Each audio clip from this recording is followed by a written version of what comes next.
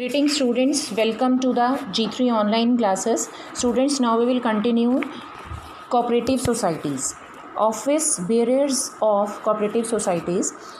Members of the cooperative society select some office bearers who are able to run the business of cooperative societies, because all the members are not able to do the cooperative work very easily. So they select some office bearers, and they are president, vice president, secretary and treasurers.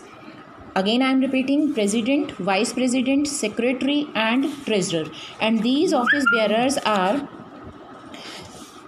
generally selected only for 2 years. After 2 years, the members of the society will select the same office bearers for the coming 2 years also, right?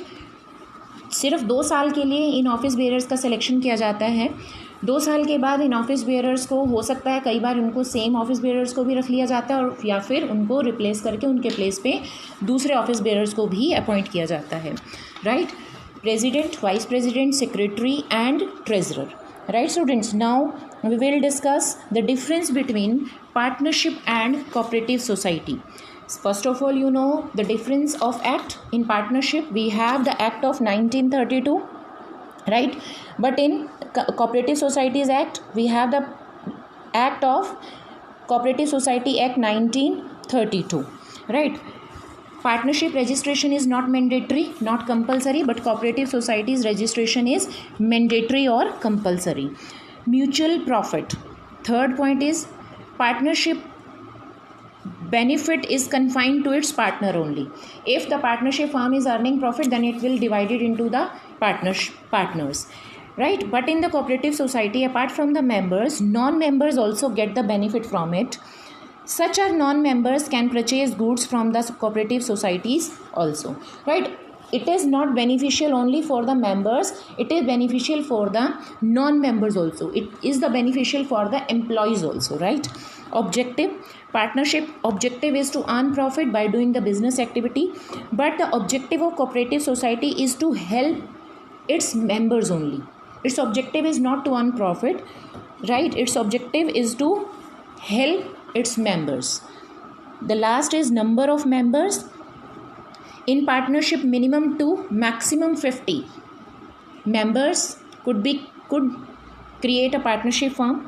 But in cooperative society, minimum 10 members, maximum 100 in case of cooperative society, and there is no limit for the remaining societies, right?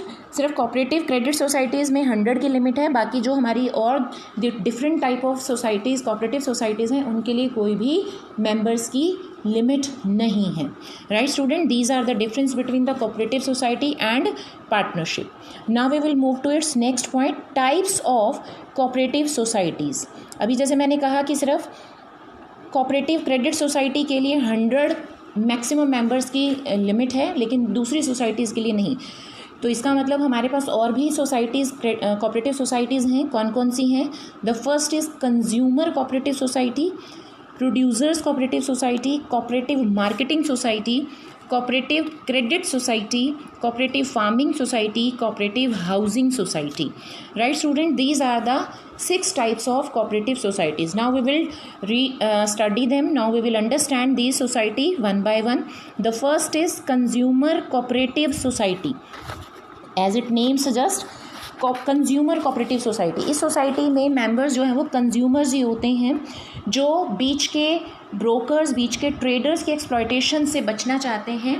उनके आपको पता है कि producer से जो सामान आता है, बीच में जो बहुत सारे एजेंट्स होते हैं अपना कॉस्ट उसमें ऐड करके कंज्यूमर्स को महंगा सामान बेचते हैं, राइट? तो उस चीज़ से वो छूटने के लिए वो लोग कंज्यूमर कोऑपरेटिव सोसाइटी फॉर्म करते हैं, right? Now the objective to eliminate the middle man, ensuring the constant supply of goods. उनको कंटिन्यूटी में सामान अवेलेबल होता रहे और good quality product at reasonable price मिल जाए, right? These are the objective and functions.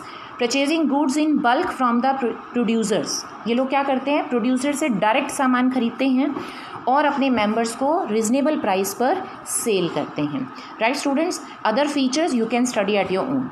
Now we will move to its second type, that is producers cooperative society, producers cooperative society, नाम से ही पता चल रहा है इनके, producers cooperative society, small producers who face difficulties in attaining the material and selling of goods. ठीक है, जिन प्रोड्यूसर्स को सामान को अटेन करने में, उसको हासिल करने में प्रॉब्लम होती है, ये सोसाइटी उनकी हेल्प के लिए क्रिएट की जाती है। ठीक है, ये लोग providing material and help in the sale of goods, material provide कराती हैं और उनके मैन्युफैक्चर्ड प्रोडक्ट को सेल करने में भी उनकी हेल्प करती है। Assisting members in purchasing and selling, members को सामान को परचेज करने में और उनको सेल करने में उनकी हेल्प करते हैं। प्रोड्यूसर्स को जो भी प्रॉब्लम्स फेस करनी पड़ती हैं, उन प्रॉब्लम्स को रिमूव करने के लिए ये प्रोड्यूसर्स कोऑपरेटिव सोसाइटी फॉर्म की जाती हैं। Cooperative marketing society, small producers and artisans who face lots of difficulties in selling their products at handsome profit, right. आपको पता है हमारे विलेजेस में जो हैंडीक्राफ्ट का वर्क होता है उनको सेल करने में बहुत प्रॉब्लम फेस करनी पड़ती हैं रिलेटेड विद प्राइस, क्योंकि उनको वो प्राइस नहीं मिलता जो उनको मिलना चाहिए। जो हमारे अर्बन एरिया के जो स्मार्ट लोग होते हैं वो उनसे लोअर प्राइस पे ख़रीद के और शहर में महंगे दामों पर उनको बेच देते हैं, लेकिन जो एक्चुअल बेनिफिट है हमारी लोअर कैटेगरी को मिलना चाहिए वो उनको नहीं मिलता है, right. And their objective providing regular market to the members, providing relief to the members from the exploitation of the middleman. Exactly, these cooperative society tries to eliminate the middleman in doing the activities, right? Because these middlemen are getting undue advantages, undue profits from the consumers, right? तो इनका ultimate target क्या होता है कि बीच में से middleman को हटाना और जो इनके रीजनेबल प्राइस पर प्रोडक्ट को अवेलेबल कराना। Functions, collection goods from the members और उनको सेल करना, सबसे पहले उन गुड्स को इकट्ठा करना, आर्टिस्टिक प्रोडक्ट्स को उनको रीजनेबल प्राइस पर सेल करना।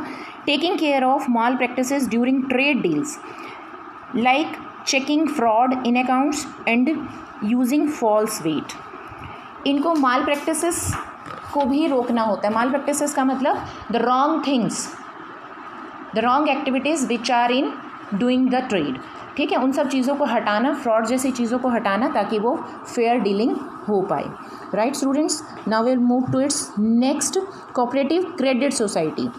क्रेडिट सोसाइटीज़ वो होती हैं जो हमें उधार की सुविधा प्रदान करती हैं। General persons who have limited financial resources, उनके लिए, जिन पर्सन्स की लिमिटेड फिनेंशियल कंडीशंस होती हैं उन लोगों के लिए क्रिएट किया जाता है। कुछ लोग आपस में मिल जाते हैं, कंट्रीब्यूट करते हैं और उस पर्सन की हेल्प कर देते हैं जो मनी की नीड में है, मनी की जिसको नीड है। To help the members feel free from the clutches of money lenders. आपको पता है जो हमारी मार्केट में मनी लेंडर्स बैठे हुए हैं वो हमारे से गलत तरीके से हायर रेट ऑफ इंटरेस्ट लेते हैं और हमें इंटरेस्ट के जाल में फंसा कर रखते हैं। तो ये क्रेडिट सोसाइटीज़ हमें उस जो मनी लेंडर्स के ट्रैप से दूर रखती हैं और हमारी हेल्प करती हैं। कोऑपरेटिव फार्मिंग सोसाइटीज़ आपको पता ही है फार्मिंग सोसाइटी क्या करती होंगी। इनके नाम से ही पता चल रहा है, small farmers who are incapable of doing farming economically. ऐसे किसान जो बहुत छोटी बचत वाले लोग हैं, जो अपने आप से फार्मिंग नहीं कर पाते, उनको हेल्प करती हैं ये सोसाइटीज़। ठीक है, achieving economic scales and highest productivity in agriculture की प्रोडक्टिविटी को इंक्रीज़ करने के लिए फार्मर्स की हेल्प के लिए ये सोसाइटीज़ क्रिएट की जाती हैं। Cooperative housing society general persons who want to have residential house. जो पर्सन अपना घर चाहता है लेकिन उसके लिए फिनेंशियल रिसोर्स बहुत लिमिटेड है, उनके लिए ये हाउसिंग सोसाइटी उनको हेल्प करती हैं। प्रोवाइडिंग रेजिडेंशियल हाउसेज और प्लॉट्स टू द मेंबर्स। अब हम उनको हेल्प कैसे कर सकते हैं? हम उनको कम रेट पर प्लॉट प्रोवाइड करा सकते हैं, या जो हमारे फ्लैट सिस्टम होता है वो बनाकर हम उनको सेल कर सकते हैं ताकि जो उनका अपना घर होने का सपना है उसको पूरा किया जा सके। Right student, these are the different 6 types of cooperative societies. I hope these societies are clear to you, and now we will study the merits and demerits of cooperative society in the next video.